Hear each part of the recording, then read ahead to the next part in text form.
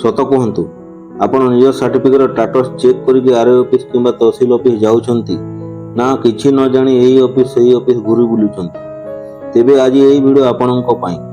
Certificate status check କରିବା ପାଇଁ ଦରକାର ରେଫରେନ୍ସ ନମ୍ବର ଏବଂ ଆପ୍ଲାଏ ଡେଟ୍। ଏହି ଦୁଇଟି ଡିଟେଲ୍ସ ମିଳିବ ଏକ୍ନଲେଜମେଣ୍ଟ ସ୍ଲିପ୍ରେ।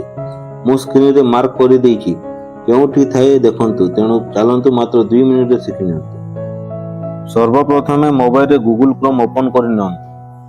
ଗୁଗଲ କ୍ରୋମ୍ ଓପନ୍ କଲା ପରେ ସର୍ଚ୍ଚ ବକ୍ସରେ ଇଡିଷ୍ଟ୍ରିକ୍ଟ ଓଡ଼ିଶା ସର୍ଚ୍ଚ କରନ୍ତୁ। ଯେଉଁ ସାଇଟ୍ରେ ସବୁଠୁ ଉପରେ ଆସିବ ସେଇଥିରେ କ୍ଲିକ୍ କରନ୍ତୁ। ସେଠି କ୍ଲିକ୍ କଲା ପରେ ଏପରି ଏକ ଇଣ୍ଟରଫେସ୍ ଖୋଲିଯିବ।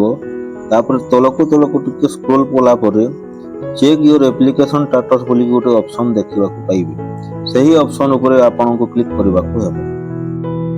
ଏହି ଅପସନ୍ ଉପରେ କ୍ଲିକ୍ କଲା ପରେ ଆପଣଙ୍କ ମୋବାଇଲରେ ଏଭଳି ଇଣ୍ଟରଫେସ୍ ଦେଖିବେ, ଯେଉଁଠି ଆପଣଙ୍କୁ ଦୁଇଟି ଅପସନ୍ ମିଳିବ, ଗୋଟିଏ ଥ୍ରୋ ରେଫରେନ୍ସ ନମ୍ବର ଆଉ ଗୋଟିଏ ଥ୍ରୋ ଓଟିପି କିମ୍ବା ଆପ୍ଲିକେସନ୍ ଡିଟେଲ୍ସ। କିନ୍ତୁ ଆମେ ଥ୍ରୋ ରେଫରେନ୍ସ ନମ୍ବର ଉପରେ କ୍ଲିକ୍ କରିବା। ଥ୍ରୋ ରେଫରେନ୍ସ ନମ୍ବର ଉପରେ କ୍ଲିକ୍ କଲା ପରେ ଆପଣଙ୍କ ସାମ୍ନାରେ ଏକ ନୂଆ ପେଜ୍ ଖୋଲିବ।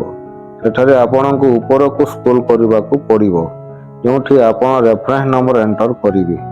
ରେଫରେନ୍ସ ନମ୍ବର ଏଣ୍ଟର କରିଲା ପରେ ସବମିଶନ୍ ଡେଟ୍ ସିଲେକ୍ଟ କରିବାକୁ ପଡ଼ିବ, ଯାହା ଏକ୍ନଲେଜମେଣ୍ଟ ସ୍ଲିପ୍ରେ ରେଫରେନ୍ସ ନମ୍ବର ପାଖରେ ଦିଆଯାଇଥାଏ। ସବମିଶନ୍ ଡେଟ୍ ସିଲେକ୍ଟ କରିଲା ବେଳେ ଆପଣଙ୍କ ମୋବାଇଲରେ ଏଭଳି ପେଜ୍ ଦେଖାଯିବ, କିନ୍ତୁ କିଛି ଭୟ କରିବାର ନାହିଁ। ଡେଟ୍ ସିଲେକ୍ଟ କରି କ୍ୟାପ୍ଚା ଫିଲ୍ଅପ୍ କରି ସବମିଟ୍ କରିଦିଅନ୍ତୁ। ତାପରେ ଆପଣ ଷ୍ଟାଟସ୍ ଦେଖିପାରିବେ, କେଉଁ ଅଫିସଠାରୁ ରିପୋର୍ଟ ଫରୱାର୍ଡ ହେଇଛି ଓ କେଉଁଠି ପେଣ୍ଡିଂ ଅଛି।